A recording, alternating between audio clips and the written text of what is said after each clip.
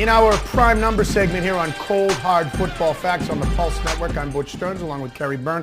And every week we look at one individual as a prime number. And today we're going to look at Tom Brady. And Tom Brady had a remarkable season. He will not win the MVP. You could argue maybe he should be in the running with Drew Brees and Aaron Rodgers, but Rodgers' numbers are just too compelling. You agree with that? Yeah, I agree. And, in all three teams, by the way, the Saints, Drew Brees and the Saints, Aaron Rodgers and the Packers, Tom Brady and the Patriots, we're all the same team. They were all teams with great quarterbacks and bad defenses, specifically bad pass defenses. And all things being equal, Aaron Rodgers was the best quarterback in football. Although that reputation, did it not take a little bit of a hit when Matt Flynn comes out and is only starting? I don't know. I think that said more about how strong the Packers teams are defending champ. Well, exactly, but also we'll get to him and Captain Comeback. Okay, but it's just setting all these records in his only start of the year. Just kind of interesting dynamic. With that being said, you got to give it to Aaron Rodgers. The MVP. All right, so let's talk about Tom Brady. The traditional numbers, 39 touchdowns, 12 interceptions. They're gaudy. But let's look at your numbers. Your numbers from Cold Hard Football Facts on the Patriots offense. And while we were talking about the Baltimore offense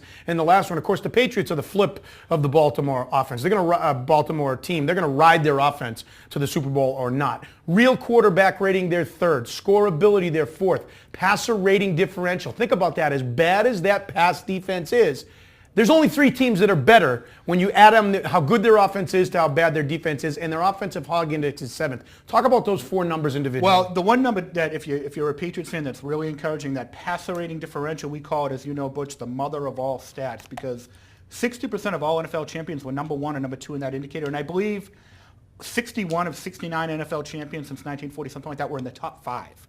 You need to win that passing battle of efficiency to win championships. So they're number four with the defensive problems they've had. By the way, Green Bay number one, New Orleans number two, Houston number three, still with that great pass defense.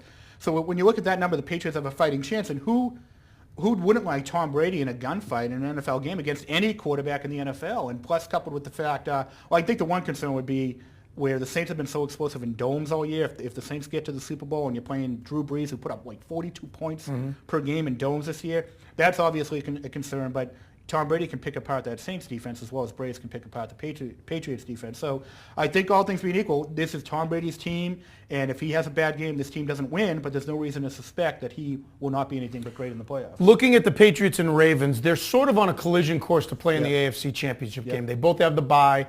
They're the number two seeds. If things play out, the Bengals will come here and the Steelers will go to Baltimore.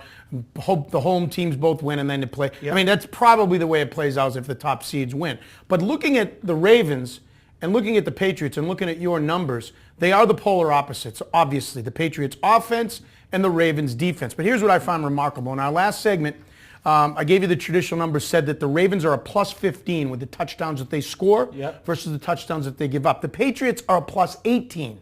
But here's the numbers are gaudy. 39 touchdown passes compared to Baltimore's 21. But they've given up 26 compared to Baltimore's 11. And then when it comes to rushing touchdowns, the Patriots have scored 18 rushing touchdowns, more than Baltimore's 15. And they've given up 13 rushing touchdowns compared to Baltimore's 10. Well, the Patriots are definitely an underrated running team because Tom Brady and that passing offense, Rob Gronkowski, still having trouble with it 2 seasons now. Wes Welker, obviously a lot of passing weapons, but the Patriots run the ball much, much better than anybody gives them credit for, and they rank very highly on our offensive hog index. So they are more than a match for that Baltimore defense. I think it just comes down to how does that game play out. I really think it comes down, and we said this last year when the Patriots played the Jets. Everyone said, how do the Jets beat the Patriots? Well, everyone said they have to establish the run and grind out clock and keep Tom Brady off the field. We said, no, that's not how it works in the NFL. What they need is Mark Sanchez needs to outplay Tom Brady. Well, what happened? Mark Sanchez outplayed Tom Brady, had the highest passer rating of his career, and that's how the Jets won that playoff game in New England last year. And that's what Joe Flacco's going to have to do. He's going to have a career game for the Ravens to be able to, outproduce Tom Brady in that offense because nobody will completely shut down that. So that's the picture you're painting, and it's interesting because when you started, I don't want to put words in your mouth. When you started Cold Hard Football Facts, 7 years ago now? Yep.